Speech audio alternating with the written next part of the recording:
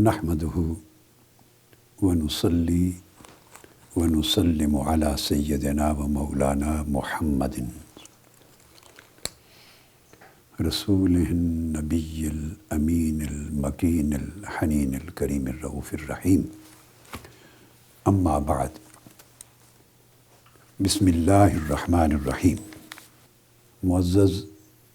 سامعین و ناظرین، جملہ خواتین و حضرات اور عزیزان محترم، اللہ جل مجدہ کی توفیق سے ہم نے پچھلی نشست میں صحیح البخاری کی پہلی کتاب کی آخری یعنی 7ویں حدیث کا مضمون مکمل کیا. میرا خیال تھا کہ آج اگلی کتاب یعنی کتاب الایمان کو شروع کیا جائے، مگر اچانک میں نے اس بات کو ضروری سمجھا کہ جو مضمون صحیح بخاری کی حدیث نمبر 7 میں یعنی کتاب و بدء الوحی کی جو آخری حدیث ہے، جس میں قیصر روم یا ہرقل روم کے دربار میں ابو سفیان بن حرب کا سٹیٹمنٹ ہے، اسی طرح کا ایک واقعہ حضور نبی اکرم صلی اللہ تعالیٰ علیہ وآلہ وسلم کی سیرت طیبہ پر ایک اور بڑا عظیم الشان سٹیٹمنٹ فراہم کرتا ہے، اور وہ بھی حضور علیہ الصلوۃ والسلام کی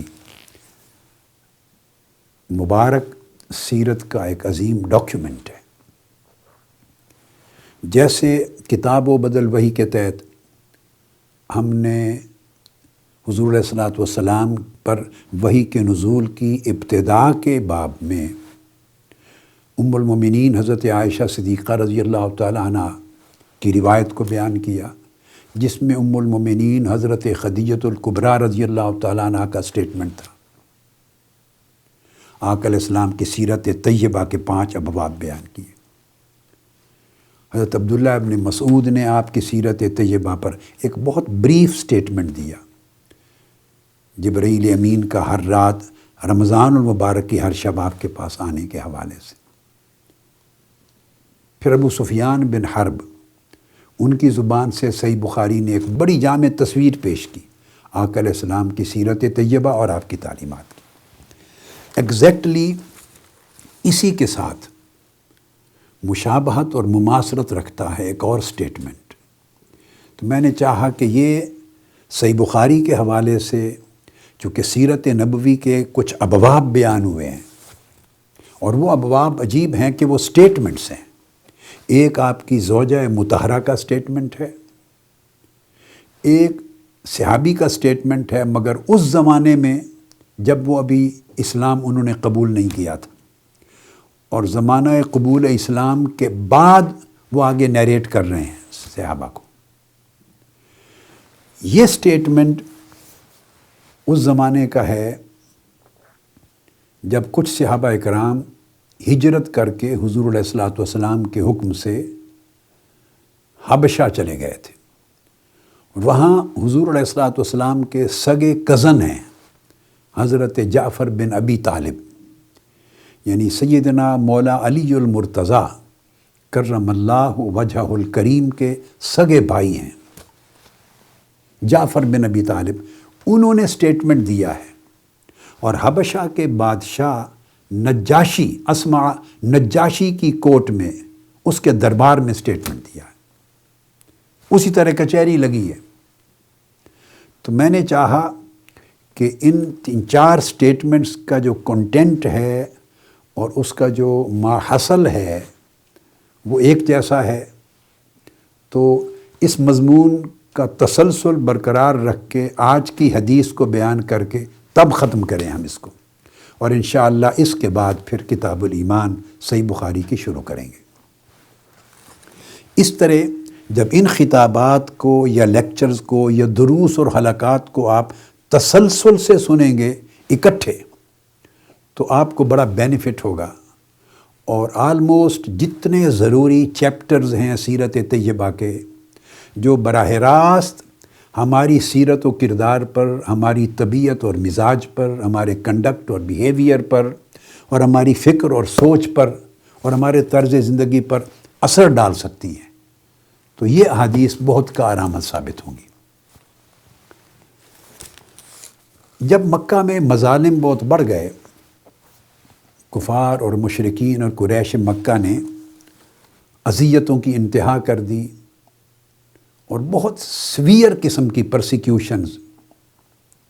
شروع ہو گئی، تو حضور علیہ الصلوۃ والسلام نے اس وقت صحابہ اکرام کو حکم دیا کہ حبشہ ایک سرزمین ہے، تم ادھر ہجرت کر جاؤ، وہاں کا بادشاہ اپنی رعایا پر یا وہاں امیگرنٹس پر جو وہاں آ جاتے ہیں ان پر ظلم نہیں کرتا، کسی کی حق تلفی نہیں ہوتی، اور اس زمین پر ہر ایک کے لیگل رائٹس کی حفاظت کی جاتی ہے، ہیومن رائٹس کی حفاظت کی جاتی ہے۔ چنانچہ 15 سے 16 افراد،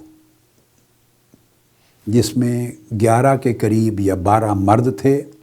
اور 4 یا 5 خواتین تھیں، یہ سن 5 ہجری میں حضور علیہ الصلوۃ والسلام کے حکم سے ہجرت کر گئے حبشہ، جس کو ابیسینیا کہتے ہیں انگلش میں۔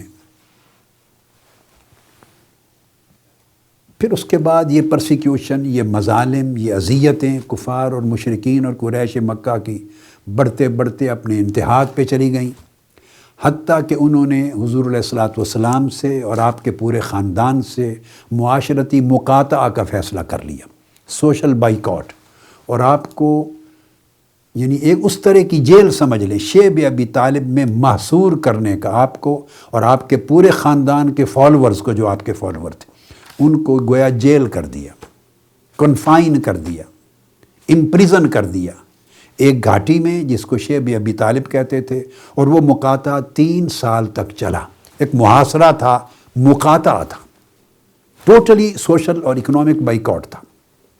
پہلا جو ہجرت حبشہ ہوئی ہے یہ بعثت کے 5ویں سال میں ہے، بعثت کا 5واں سال، اس کو سن بعثت کہتے ہیں۔ سن ہجرت کا لفظ استعمال ہوتا ہے ہجرت مدینہ کے بعد، اور پھر جو معاشرتی مقاطعہ ہوا ہے شیب ابی طالب کا 3 سالہ محاصرہ، وہ بعثت کے 7ویں سال میں، یعنی اعلان نبوت کیے ہوئے آپ کا 7واں سال تھا۔ تو اس وقت چونکہ اس کی تیاریاں شروع ہو گئی تھیں، آقا علیہ السلام کو معلومات تھیں، تو تمام کتب تواریخ میں اور کتب سیر میں یہ آتا ہے 6 سال میں آقا علیہ السلام نے پھر حکم دیا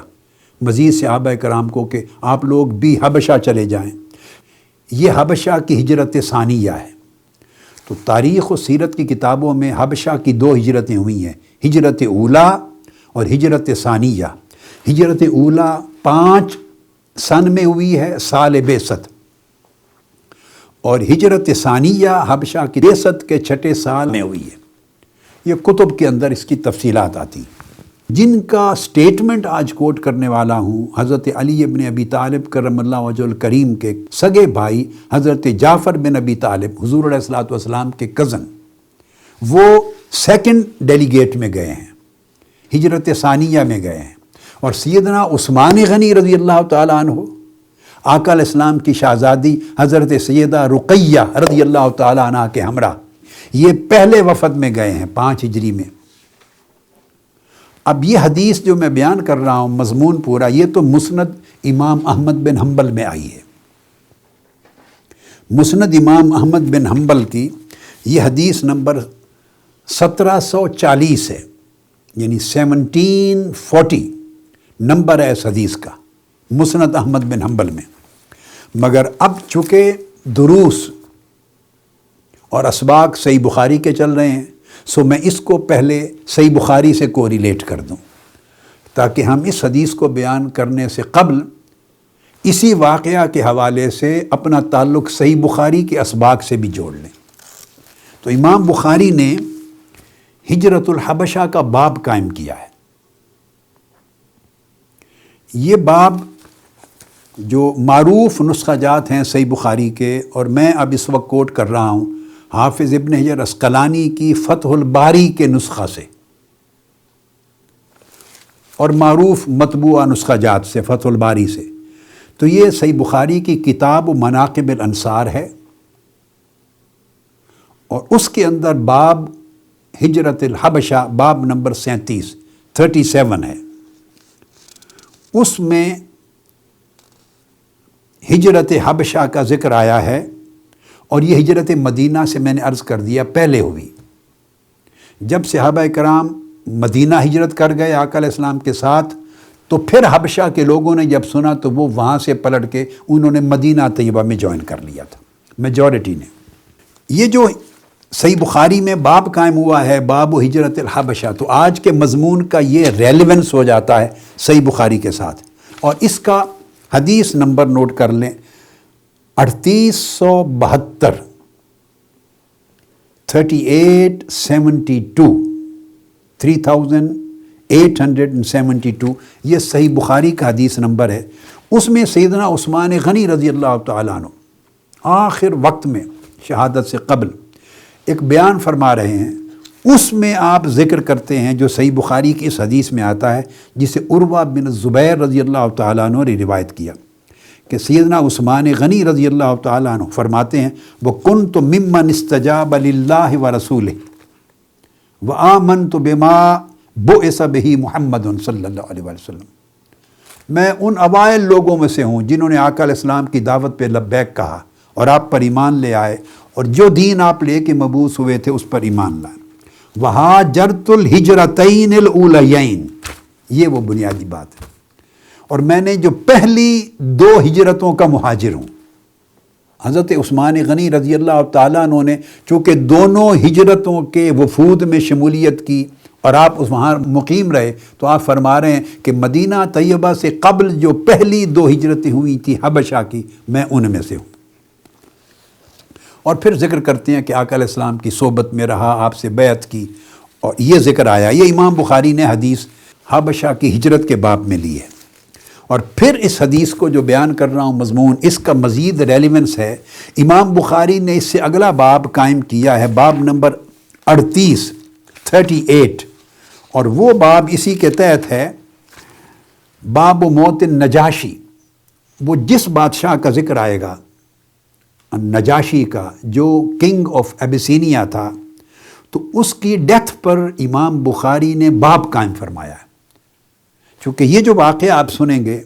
جس میں آقا علیہ السلام کی سیرت طیبہ کے کچھ اور ابواب سامنے آئیں گے،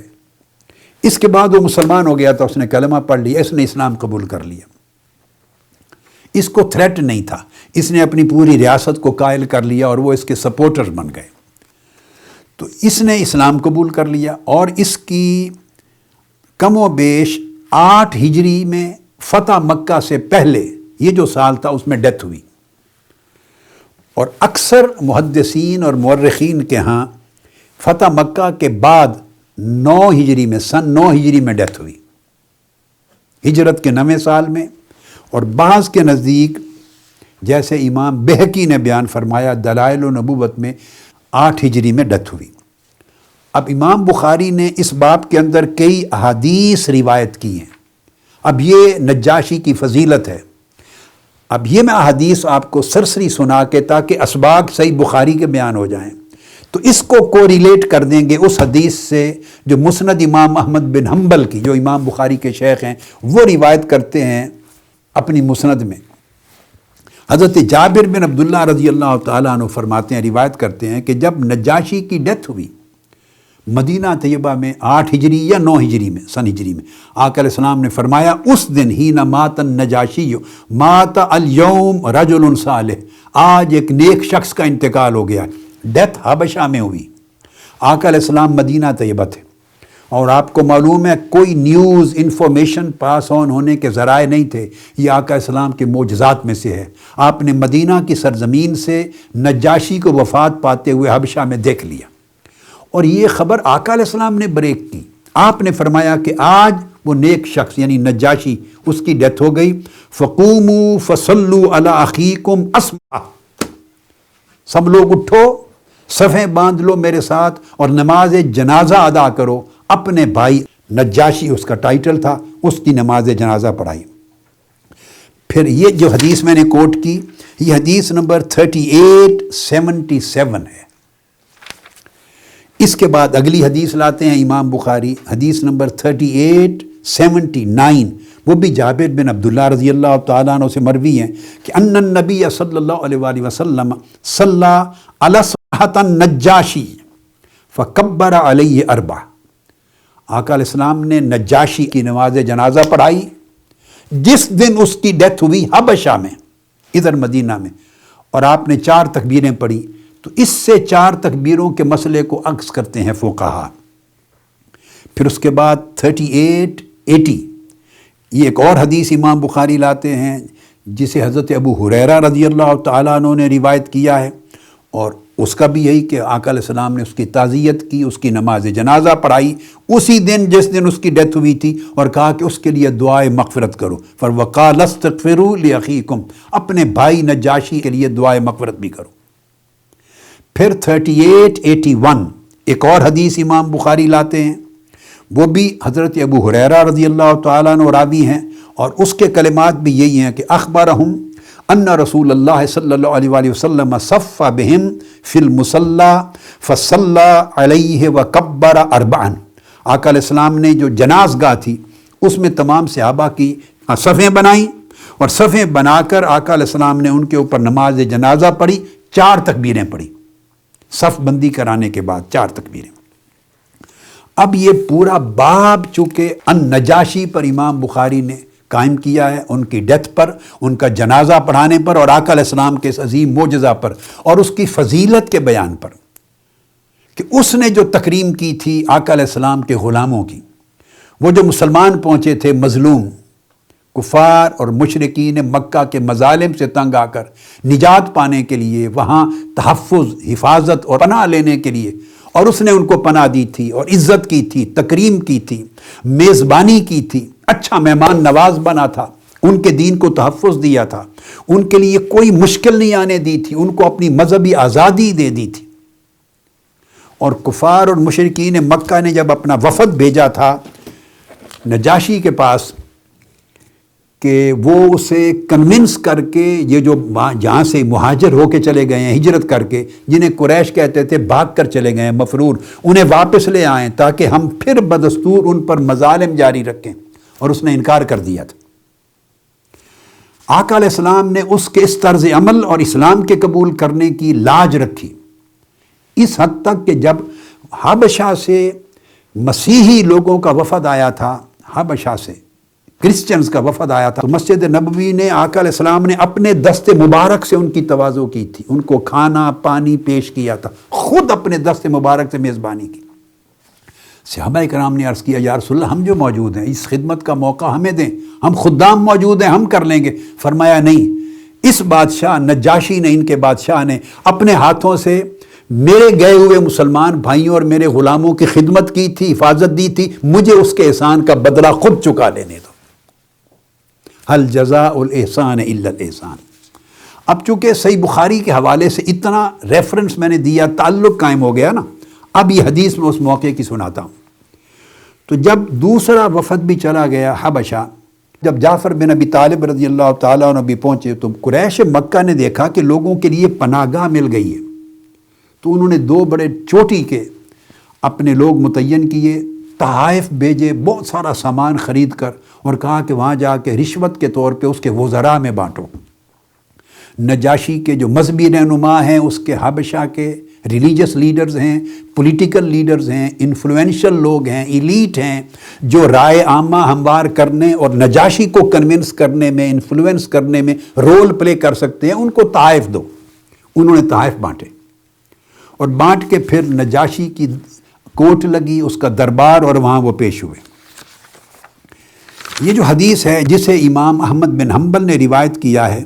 دلچسپ ہے کہ اس حدیث کی راویہ، خود راوی ام المومنین حضرت ام سلمہ رضی اللہ تعالیٰ عنہ ہے۔ اس وقت صاحب ظاہر ہے آقا علیہ السلام کے عقد زوجیت میں نہیں آئی تھی، پہلا زمانہ تھا، تو اس حدیث کو روایت، اور وہ بھی مہاجرات حبشہ میں سے تھی، اور وہ اپنے زمانہ قیام کی اپنی آنکھوں دیکھا حال اس دن کا بیان کر رہی ہیں جس دن کی یہ سٹیٹمنٹ میں کوٹ کر رہا ہوں۔ تو ام سلمہ وہ صاحبزادی تھی ابی امیہ بن المغیرہ کی، اور بعد میں آقا علیہ السلام کی زوجہ مطہرہ ہوئیں۔ وہ فرماتی ہیں کہ ہم جب حبشہ گئے اور ہم جا کے حبشہ کی سرزمین پہ سیٹل ہوئے تو نجاشی ہمارا بڑا شاندار میزبان بنا، اس نے ہمیں تحفظ دیا، ہمارے دین کی حفاظت کی، ہمارے جان و مال کی حفاظت کی، ہمیں اللہ کی عبادت کرنے دی، اور اپنی عقیدے کے مطابق ہمارے مذہب میں کوئی رکاوٹ نہیں ڈالی، اور ہم نے کوئی ایک معمولی سی بات بھی نہیں سنی جس کا کوئی بوجھ ہماری طبیعتوں پر آیا ہو۔ اس نے اتنی آزادیاں فراہم کی، فریڈم دی، ریلیجس فریڈم۔ اور یہ دلچسپ بات ہے، آقا علیہ السلام کی کوئی ملاقات نہیں ہے، حبشہ نہ کبھی آئے نہ گئے، مگر جانے سے پہلے آقا علیہ السلام نے فرمایا وہاں جاؤ، وہاں کا حکمران ظلم نہیں کرتا، حق تلفی نہیں کرتا، اور مذہبی آزادی دیتا ہے۔ یہ ارض و صدق ہے، یعنی جو آپ کے رائٹس ہیں ان کے تحفظ کی سرزمین ہے۔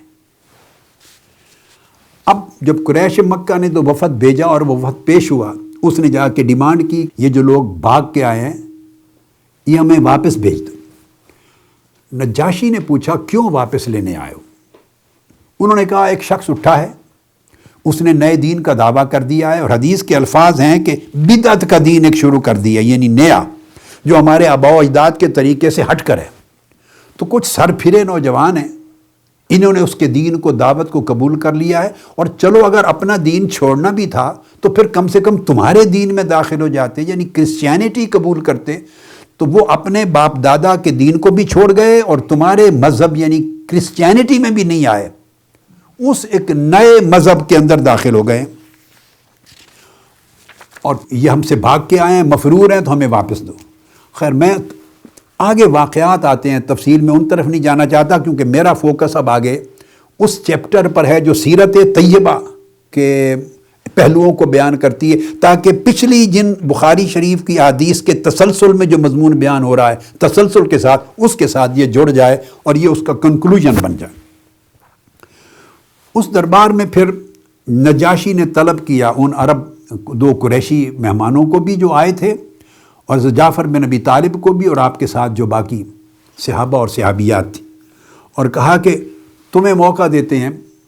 اس کو کہا بتاؤ تمہارا سٹیٹمنٹ کیا؟ اس نے کہا پہلے ان سے پوچھ لو جو آئے ہیں۔ تو نجاشی نے پوچھا جعفر بن ابی طالب سے تم کیا کہتے ہو؟ تو دربار میں پورے اس کے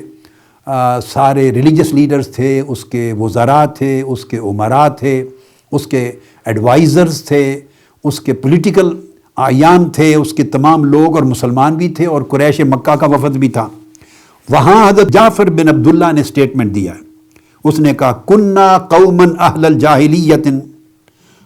جاہلیت نعبد الاصنام، ہم ایک جاہل قوم تھے، پیگن عربز تھے،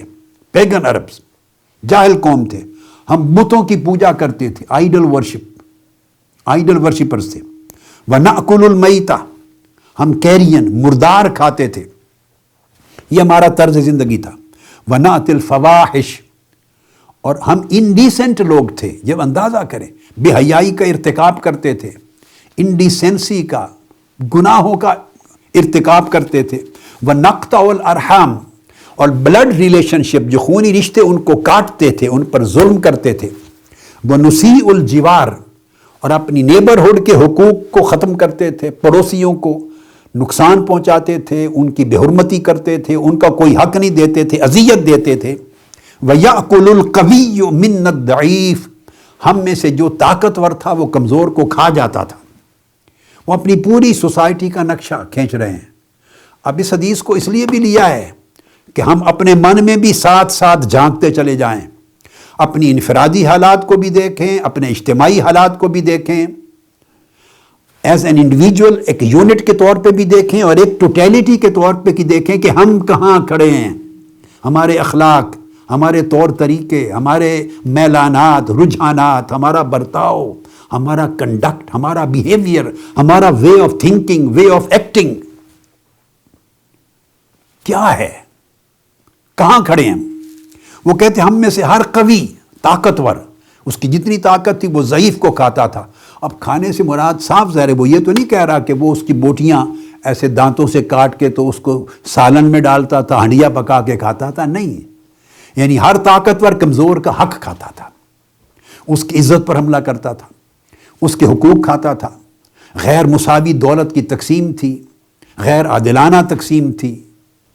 غریب غریب تر ہو رہا تھا، کمزور کمزور تر ہو رہا تھا، طاقتور طاقتور، امیر امیر تر ہو رہا تھا، غریب کے کوئی حقوق نہیں تھے ہماری سوسائٹی میں، اس کی کوئی عزت نہیں تھی، جان و مال کا تحفظ نہیں تھا، آزادیاں نہیں تھیں،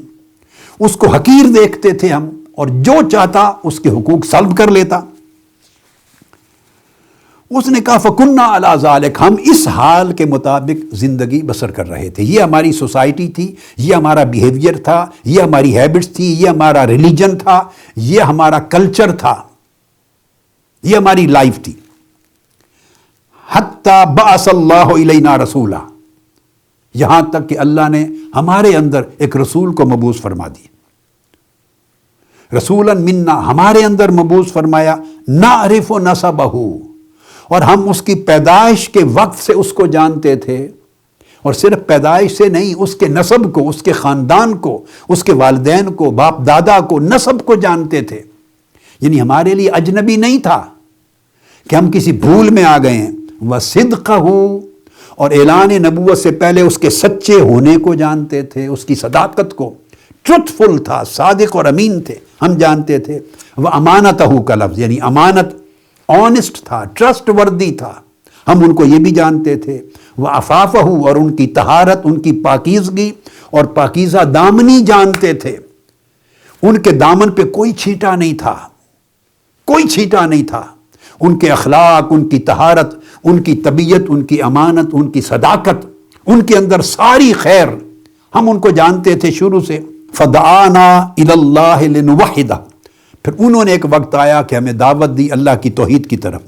وَنَعْبُدَهُ، کہ ہم اللہ کی عبادت کریں، وَنَخْلَعَ مَا كُنَّا نَعْبُدُ نَحْنُ وَآبَاؤُنَا، اور جن بتوں کی ہمارے باپ دادا اور ہم پوجا کرتے چلے آ رہے تھے ان کو چھوڑ دیں، من دونی من الحجارت والاوثان، بتوں کی، پتھر کی بتوں کی، آئیڈل ورشپ چھوڑ دیں۔ یہ پہلا حصہ بیان کیا، توحید کی دعوت دی۔ اس کے بعد وہ کہتے ہیں وَأَمَرَنَا بِصِدْقِ الْحَدِيثِ، یہ وہ پورا چیپٹر شروع ہو گیا۔ اس نے پوچھا، وہ نجاشی پوچھتا جاتا تھا کہ بتاتے جائیں کہ انہوں نے کیا تعلیم دی آپ کو، کیا کہا؟ انہوں نے کہا کہ ہمیں سچ بولنے کی تعلیم دی، ہر شخص کو ٹروتھ فل ہونا چاہیے، کبھی جھوٹ نہ بولیں، کبھی دھوکہ دہی آپ کی زبان میں نہ ہو، سچ بولیں، سچ سچ اور سچ، اندر بھی سچ اور باہر بھی سچ، قول میں بھی سچ اور فعل میں بھی سچ۔ اس نے سچائی کی بولنے کی تعلیم دی۔ وَأَدَاءِ الْأَمَانَةِ، اور اس نے کہا کہ جس شخص کا جو حق ہے وہ پورا پورا ادا کر دو، کسی کی امانت میں خیانت نہ کرو، اور امانت کی ٹرم بڑی وسیع ہے، جس نے کوئی چیز اپنی آپ کے پاس چھوڑی ہے وہ بھی امانت ہے، اس کو پوری پوری لوٹا دو۔ جس نے کوئی بات آپ سے پوچھی ہے مشورے کے لیے وہ بھی امانت، اس کو سچائی پر مبنی رہنمائی کر دو۔ جس کا حق آپ کے اوپر دینا واجب ہے وہ حق امانت ہے، اس کے حق کو پورا ادا کر دو، اور جس نے کوئی حق آپ کا ادا کرنا ہے وہ زائد نہ لو، وہ ظلم ہوگا، وہ بھی اتنا ہی لو، اور جو اس کی عزت، اس کا احترام، اس کے حقوق، جو معاملات ہیں وہ پورے ادا کرو، اس میں کسی قسم کی کمی بیشی نہ کرو۔ یہ امانت ایک بڑی جامع ٹرم ہے۔ وصلۃ الرحم، اور پھر انہوں نے ہمیں تعلیم دی کہ خونی رشتوں کو جوڑو، جتنے خونی رشتے ہیں اگر وہ اپنے آپ کو توڑیں بھی تو آپ ان کو جوڑیں، وہ آپ سے زیادتی بھی کریں، خونی رشتے جو بلڈ ریلیشن شپس ہیں، جو کلوز ریلیٹیوز ہیں، کنس فولک، وہ اگر آپ سے زیادتی بھی کریں تو درگزر کرو، اگنور کر دو، فارگیو کر دو۔ آپ کو محروم بھی کریں تو سٹل آپ ان کو دو، ڈپرائیو کریں آپ ان کو دو۔ اس نے ہمیں یہ تعلیم دی کہ خونی رشتوں پر احسان کرو، ان کو جوڑو، ہم نہیں کرتے تھے۔ پھر تعلیم دی وہ حسن الجوار، جو آپ کے پڑوس میں ہے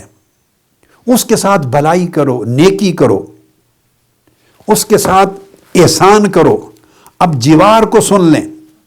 حسن الجوار کا معنی بھی جان لیں۔ اب اس کو میں قرآن مجید سے تھوڑا انٹرپریٹ کر دوں۔ یہ 5واں پارہ ہے سورہ النساء، اس کی آیت نمبر 36 کو آپ لوگ کھول لیجئے گا، بعد میں رمضان المبارک ہے، اس کو پڑھیے۔ یہ جو فرمایا حسن الجوار، جوار کہتے ہیں قربت کو، قربت کا حق ادا کرو، جہاں قربت ہو وہاں احسان کرو۔ اب قربت کئی قسموں کی ہے دیکھنے والی، ایک قربت خونی ہے، ایک قربت مکانی ہے، ایک قربت رشتے کی ہے، ایک قربت تعلق اور دوستی کی ہے۔ بھلائی اور احسان کرو۔ قرآن مجید نے اس جار کی قسمیں بیان کی۔ آیت نمبر 36 میں فرمایا وَاعْبُدُوا اللَّهَ وَلَا تُشْرِكُوا بِهِ شَيْئًا، اللہ کی عبادت کرو اور کسی کو اس کا شریک نہ بناؤ۔ تو پہلی تعلیم اللہ نے اپنی توحید کی دی، اور اس توحید کے ساتھ جوڑا وَبِالْوَالِدَيْنِ إِحْسَانًا، اور اپنے والدین کے ساتھ نیکی کرو، بھلائی کرو، کائنڈنس، جنروسٹی، رسپیکٹفل بنو ان کے لیے، ان کی خدمت کرو، اور ان کے لیے مرسی، کمپیشن، محبت اور شفقت کا پیکر بن جاؤ والدین کے ساتھ۔ وَبِذِي الْقُرْبَى، اور جہاں قرابت خونی رشتہ ہے، بلڈ ریلیشن شپ ہے، وہاں احسان کرو۔ لفظ احسان، ان کے ساتھ احسان کرو۔ اور احسان کہتے ہیں حق سے بڑھ کر دینا، اس کی زیادتی کے بدلے میں نیکی کرنا، اس کی برائی کے بدلے میں اچھائی کرنا۔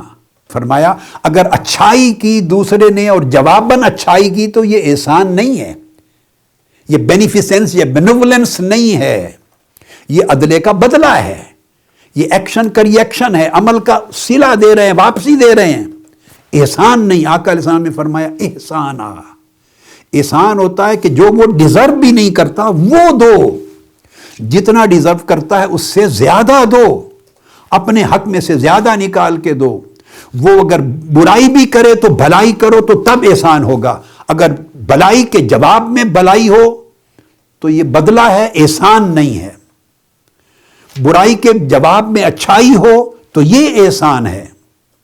اس کی نیکی کے جواب میں نیکی ہو تو احسان نہیں ہے، وہ جواب ہے، وہ برابری ہے، اس کو مکافعہ کہتے ہیں، یعنی بدلہ چکا دینا۔ تو فرمایا احسان کرو جو قرابت دار ہیں، اور احسان کرو مسکینوں پر جو ضرورت مند ہیں، نیڈی ہیں، پور ہیں، انڈیجنٹ ہیں، حاجت مند ہیں، ان پر احسان کرو۔ آگے وہ جو لفظ تھا وہ حسن الجوار، اب وہ لفظ قرآن مجید میں آ رہا ہے وَالْجَارِ ذِي الْقُرْبَى وَالْجَارِ الْجُنُبِ وَالصَّاحِبِ بِالْجَنبِ وَابْنِ السَّبِيلِ، 4 قسمیں بیان کی جوار کی۔ اب آپ دیکھ لیجئے، تو ایک جوار فرمایا وہ وَالْجَارِ ذِي الْقُرْبَى، ایک وہ جو تمہارے قریبی پڑوسی ہیں، بالکل نیکسٹ ڈور نیبر ہیں، نیکسٹ ڈور نیبر، قریبی پڑوسی، دائیں بائیں آگے پیچھے، جن کو ایکچول جیوگرافیکلی ٹیریٹوریلی آپ physically neighbour, next door neighbours کہتے ہیں۔ تو نیکسٹ ڈور نیبرز ہیں جو محلے کے قریب قریب آتے ہیں، ان پر احسان کرو، بھلائی کرو، خیر کرو، ان کے حالات کا خیال کرو، انہیں اذیت نہ دو، انہیں تکلیف نہ دو، ان کی مشکلات ہوں تو آسان کرو، خبر رکھو کہ کہیں تکلیف میں تو نہیں، ان کے ساتھ ہمیشہ خبر گیری بھی کرو اور خیر گیری کرو۔ یہ ایک قسم جار کی۔ اور پھر قرآن مجید نے کہا وَالْجَارِ الْجُنُبِ، اور اجنبی پڑوسی کے ساتھ بھی احسان کرو۔ اب اجنبی پڑوسی کون ہے؟ اجنبی پڑوسی وہ ہے جس نے آپ کے ساتھ جو مل کے سفر کیا کبھی، یا کبھی کچھ وقت گزارا۔ وَالْجَارِ ذِي الْقُرْبَى، وہ جو دائمی قرابت جس کی ہے، اور یہ قرابت اس میں دونوں معنی آتے ہیں، رشتے کی قرابت بھی آپ کا جار ہے، اور مکان کی قرابت، ایڈریس کی قرابت بھی آپ کا جار ہے، وہ بھی قربت ہے۔ یہ قربتیں دائمی ہیں، اس لیے ان کو اجنبی نہیں کہا، ذی القربہ کا۔ یہ پرماننٹ رہتی ہیں۔ جو رشتے کی قرابت ہے، رشتہ تو ہمیشہ قائم رہنا ہے۔ آپ کا بھائی ہے تو وہ بھائی رہے گا، اچھائی کرے برائی کرے، اسی کو تو ڈسکس کیا جا رہا ہے کہ اگر تم اس کی اچھائی اور برائی کو دیکھ کر اپنے طرز عمل کو متعین کرو گے تو کبھی تم اچھے نہیں بن سکتے۔ دوسرے کی برائی دیکھو گے تو اب میں کیا کروں؟ میں اپنے عمل کا فیصلہ کرنے سے پہلے اس کا عمل اگر دیکھوں گا، اس کا عمل، تو میں تو بائسڈ ہو گیا،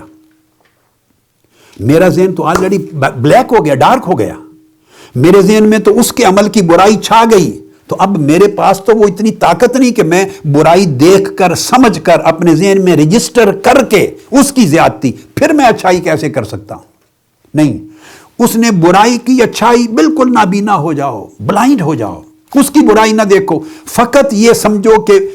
یہ جار ہے، میری قرابت ہے، میں نے اچھائی کرنی ہے، میں نے بھلائی کرنی ہے، میں نے احسان کرنا ہے، میں نے خیر کرنی ہے، میں نے اس کا خیال کرنا ہے، میں نے اس کی غربت اور مصیبت کا دور کرنا ہے، میں نے اس کی مدد کرنی ہے. بس فقط ون سائیڈڈ دیکھو،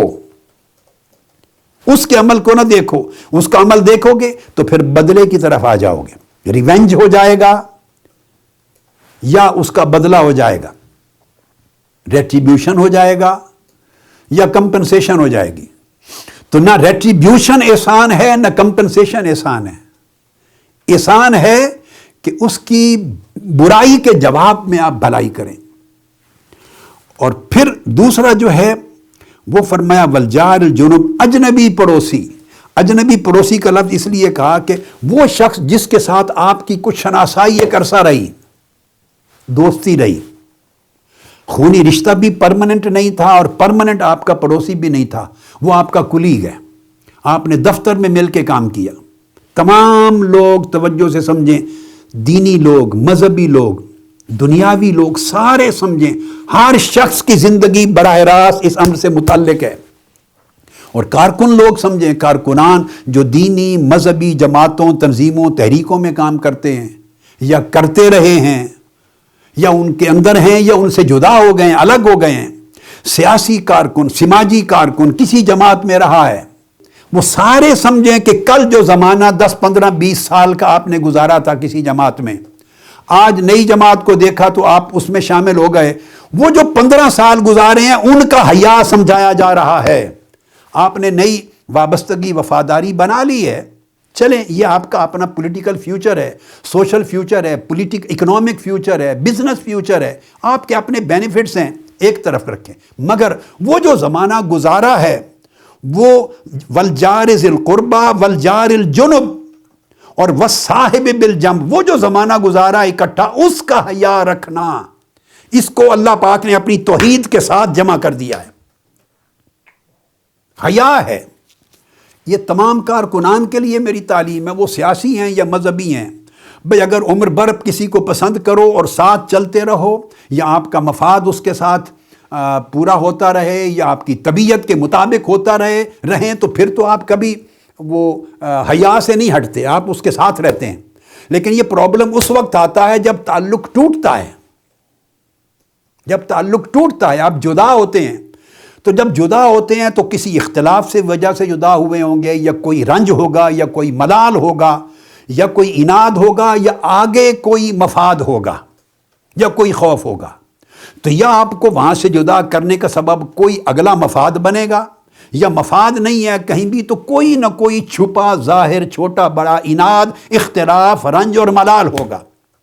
یہ وہ ایمان کا مسئلہ ہے، یہاں کسوٹی پہ تولا جا رہا ہے. جب عناد یا اختلاف یا رنج اور ملال کی وجہ سے آپ جدا ہو جائیں، گھر کے لوگ بھی سنیں، یعنی میاں بیوی میں خدا نہ خواستہ جدائی ہو جائے، فرمایا فَإِمْسَاكُمْ بِمَعْرُوفٍ اور تَسْرِيحٌ بِإِحْسَان. وہ ایک زمانہ گزرا، اللہ نہ کرے کسی کی وہ جدائی ہو جائے. یہ جدائی ایک جیسی ہے، خواہ وہ میاں بیوی کی جدائی ہو،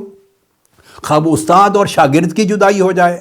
خواہ وہ لیڈر قائد اور اس کے کارکن کی جدائی ہو جائے، خواہ وہ جماعتوں میں جدائی ہو جائے، خواہ کارکنان کی آپس میں ایک دوسرے سے جدائی ہو جائے، خواہ بہن بھائی رشتہ داروں کی اور دوستوں کا تعلق تھا سال ہا سال، وہ جدائی ہو جائے.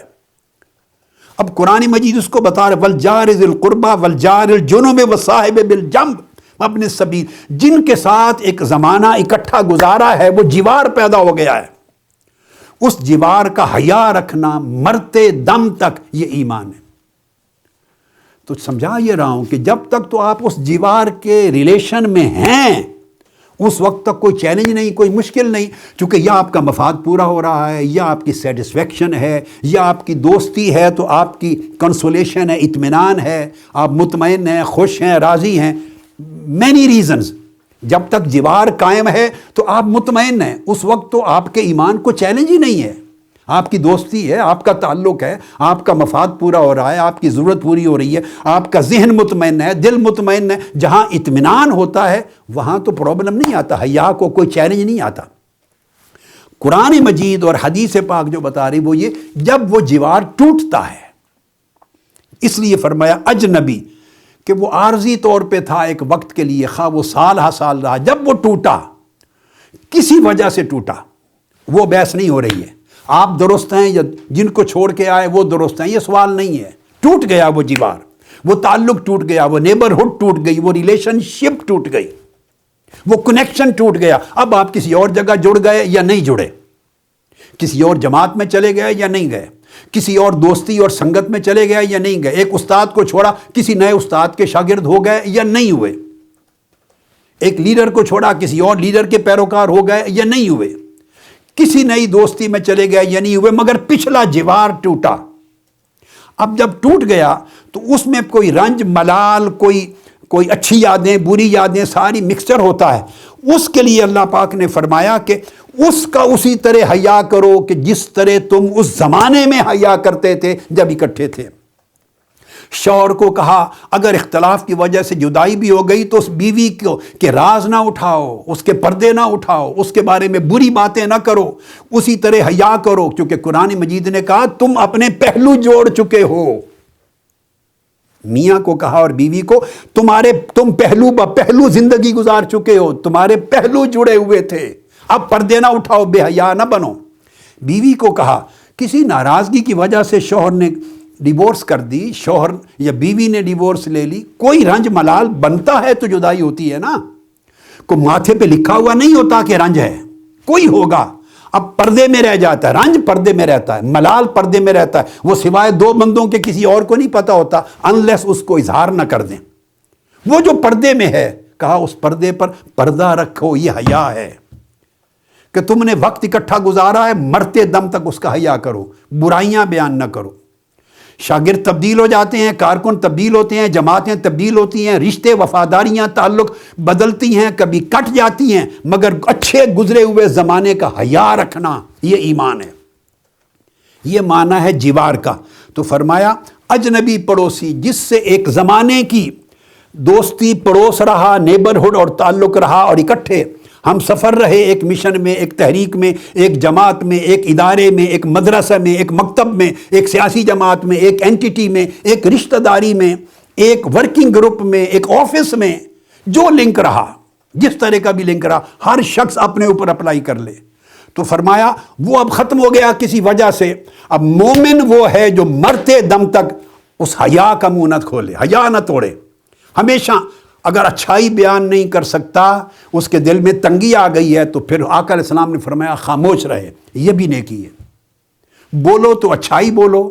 نہیں بول سکتے اچھائی تو خاموش رہو، زہر نہ اگلو، اس کے پردے نہ اٹھاؤ، خرابی بیان نہ کرو۔ تو فرمایا وہ جو اجنبی پڑوسی ہے، ایک زمانے کی نیبرہڈ اور ریلیشن شپ رہی، اس کا بھی اللہ نے حکم دیا ہے کہ خیال کرو۔ اور پھر فرمایا والجار الجنب کے بعد والصاحب بالجنب، اور وہ لوگ جو تمہارے ہم مجلس ہوئے ہیں،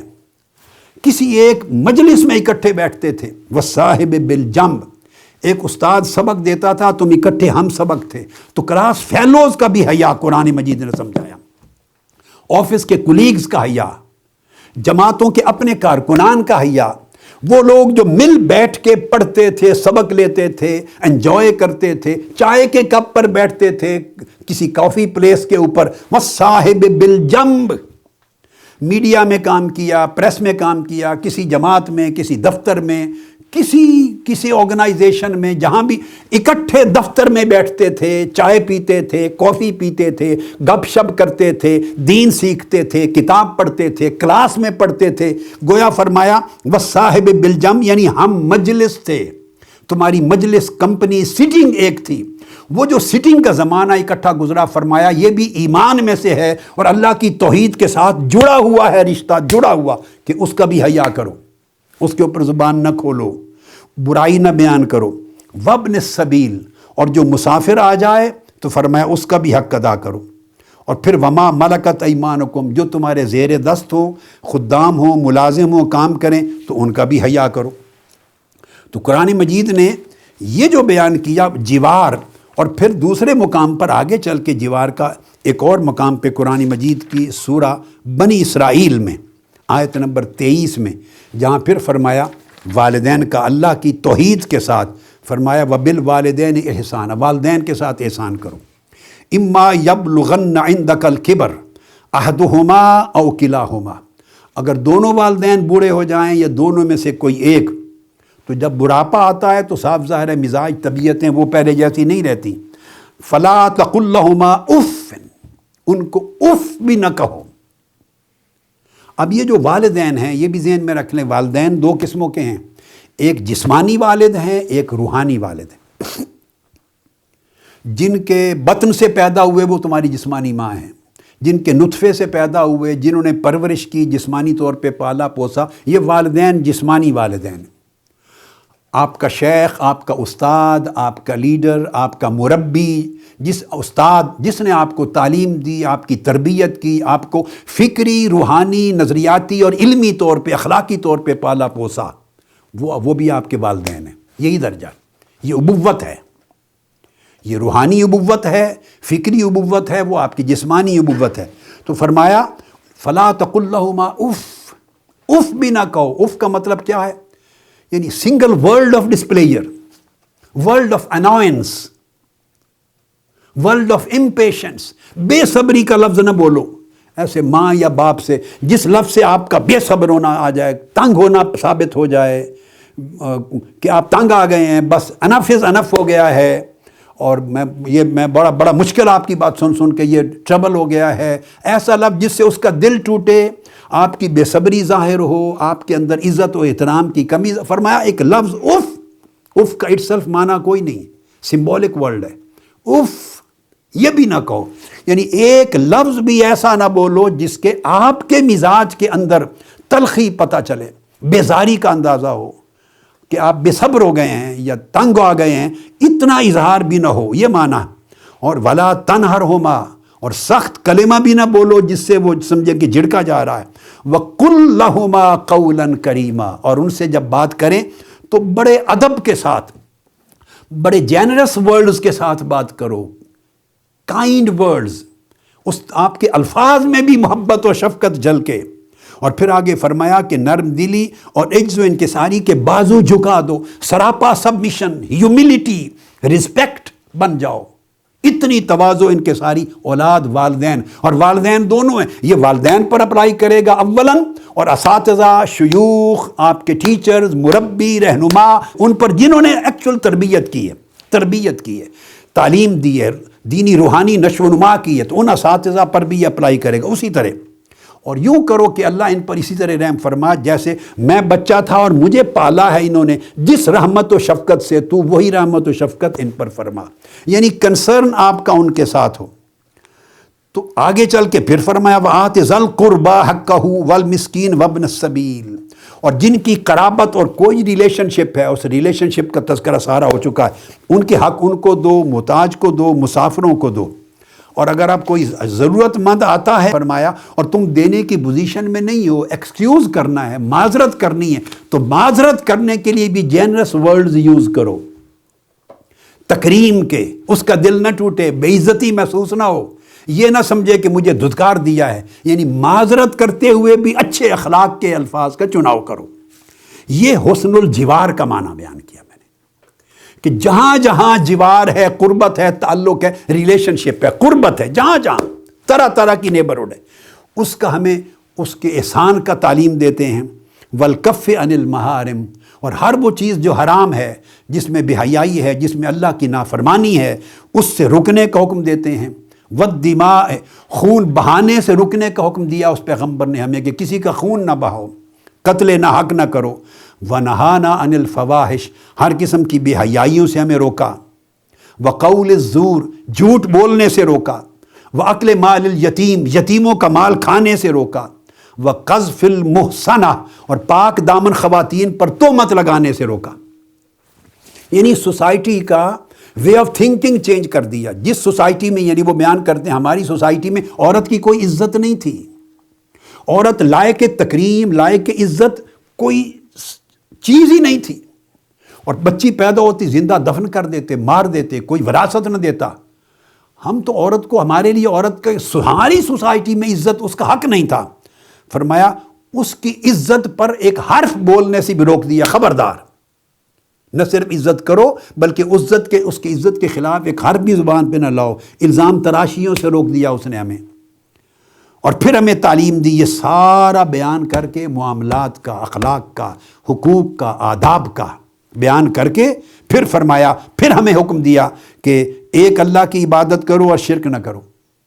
اور پھر اس کے بعد دوبارہ اینڈ پر کہا وَأَمَرَنَا بِالصَّلَاةِ۔ آپ اندازہ کر لیں، اب نماز، روزہ، زکوٰۃ کا حکم بالکل اینڈ پر لا رہے ہیں حضرت جعفر بن ابی طالب۔ آپ پریورٹیز دیکھیں،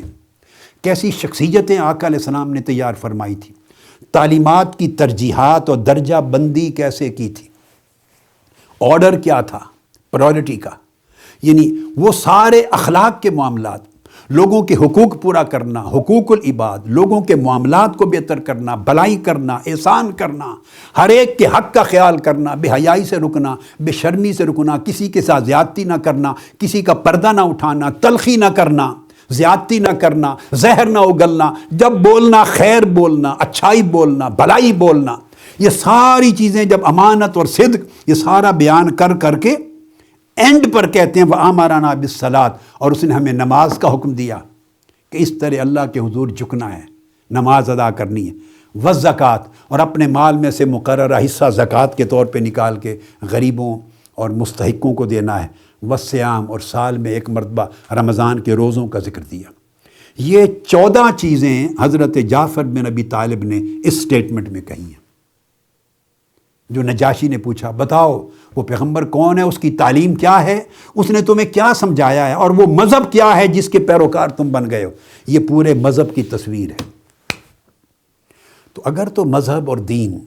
ہم نے لینا ہے صحابہ کرام سے، ہم نے لینا ہے اہل بیت نبوی سے، یہ جعفر بن ابی طالب آقا علیہ السلام کی اہل بیت ہیں، آقا علیہ السلام کے کزن ہیں، فرسٹ ہینڈ انفارمیشن ہے، پہلے وٹنس ہیں، حضرت خدیجہ الکبریٰ آپ کی زوجہ مطہرہ ہیں۔ اگر تو دین اور مذہب کا تصور لینا ہے ان ہستیوں سے اور اس کو سٹینڈرڈ بنانا ہے، اس کو معیار بنانا ہے، تو پھر معیار یہ ہے۔ اگر ہم نے پک اینڈ چوز کرنا ہے، سلیکٹو بننا ہے، جو مرضی میں آیا ادھر سے اتنا لے لیا، جو طبیعت گوارہ نہیں کرتی وہ چھوڑ دیا، جو اپنی طبیعت نے پسند کیا یہاں سے اٹھا لیا، جو پسند نہیں کرتی وہ چھوڑ دیا، تو ہر جگہ سے آپ اٹھاتے رہیں، چونچیں ماریں اور اکٹھا کریں، اور جو نہیں پسند وہ چھوڑ دیں، تو اس کا مطلب ہے آپ نے اپنی طبیعت کو، اپنے ذہن کو، اپنے فکر کو، اپنی سوچ کو، اپنے مزاج کو معیار بنا لیا ہے۔ اللہ رسول کا فرمان آپ کے ہاں معیار نہیں ہے، وہ صرف زبانی کلامی باتیں ہیں۔ ہم اکثر لوگ زبانی کلامی باتیں کرتے ہیں، معیار ہماری طبیعت ہے، ہمارا ذوق ہے، ہمارا پرسنل رجحان ہے، ہماری ذاتی پریفرنسز ہیں، یا ہمارے مفادات ہیں، یا ہمارے میلانات ہیں، جو انکلینیشنز ہیں، وہ معیار ہے۔ جو چیز اس میں سے پوری نکلے، قرآن سے ہو تو قرآن سے لے لیں، اگر طبیعت اس کو گوارہ نہ کرے تو قرآن کی چیز بھی چھوڑ دیں، جو پسند آئے تو حدیث سے لے لیں، اگر پسند نہیں تو حدیث نبوی کو بھی چھوڑ دیں، پسند آئے تو اولیاء، سلف صالحین، اکابر ہستیوں سے لے لیں، نہ آئے تو وہ بھی چھوڑ دیں۔ تو فیصلہ کون کر رہا ہے؟ اگر قرآن فیصلہ کر رہا ہوتا تو قرآن کی ہر چیز آپ کے لیے معیار ہوتی، اگر سنت نبوی فیصلہ کن ہوتی تو ہر چیز جو سنت نبوی سے ازواج مطہرات، اہل بیت اطہار، خلفائے راشدین، صحابہ کرام جو بیان کر رہے ہیں نقشہ، پھر ہر چیز آپ قبول کرتے۔ لیکن ہم یہ جو اس لیے قرآن مجید یہود کے بارے میں کہا کرتا تھا، وہ کہتے تھے نؤمن ببعض ونکفر ببعض، بعض چیزوں کو مانتے ہیں بعضوں کو نہیں مانتے۔ قرآن یہ کہتا تھا اپنی پسند کی چیزوں پر ایمان لاتے ہیں اور ناپسند کی چیزوں کو چھوڑ دیتے ہیں۔ یہ پورا ایک معیار دیا ہے، اور اس معیار کے بعد اینڈ پر پھر اس نے کہا کہ وہ کلام اس کے اوپر کیا نازل ہوا ہے، کہ وہی ہے تمہارے پاس؟ اس نے کہا ہاں میرے پاس ہے۔ اس نے کہا کچھ اس ورسز کو بھی سنا دو، اس کلام کی ورسز کو جو ان پر نازل ہوا ہے۔ انہوں نے سورہ مریم کی کچھ آیتیں تلاوت کی، اور چند آیتیں ہی تلاوت ہوئی تھی کہ نجاشی کی آنکھوں سے آنسوؤں کا چشمہ پھوٹ پڑا، اس کی حالت بدل گئی، اور اس نے کہا، دربار میں اعلان کیا، مسلمانوں تمہارا پورا تحفظ ہے، قریش کو کہا انہیں واپس نہیں بھیجا جائے گا، تمہارا کوئی رائٹ نہیں ہے ان پر،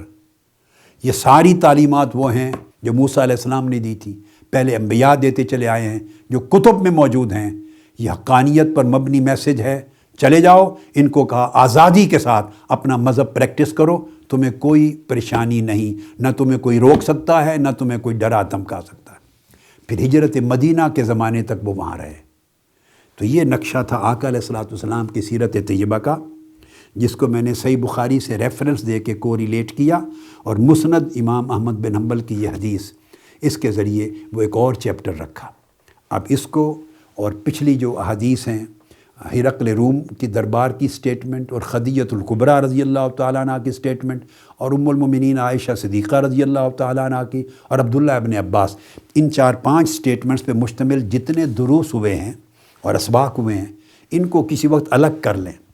اور زندگی میں ضروری سمجھیں کہ خاص 100 بار بھی آپ ان کو سن لیں تو کم ہوگا، 100 بار بھی سنیں تو کم ہوگا۔ یہ وہ اسباق ہیں، یہ وہ فوکل پوائنٹس ہیں جنہوں نے آپ کی زندگیوں کو بدلنا ہے، جس پر میری توجہ ہے کہ آپ کی اور آپ کی نسلوں کا ایمان اور سیرت بچ جائے،